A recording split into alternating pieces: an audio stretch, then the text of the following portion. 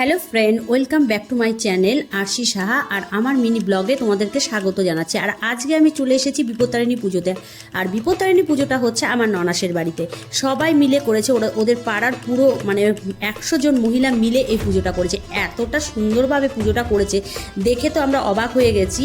আর সবাই এত সুন্দরভাবে দেখো পুজোটাকে কমপ্লিট করেছে। একদম প্রতিমা আনার থেকে শুরু করে সারাদিন উপবাস থেকে অঞ্জলি দেওয়া, সিঁদুর খেলা, বিসর্জন, খুব সুন্দরভাবে পুজোটা কমপ্লিট হয়েছে। আর আমরাও সাথে চলে গেছি ঠাকুরকে বিসর্জন দিতে।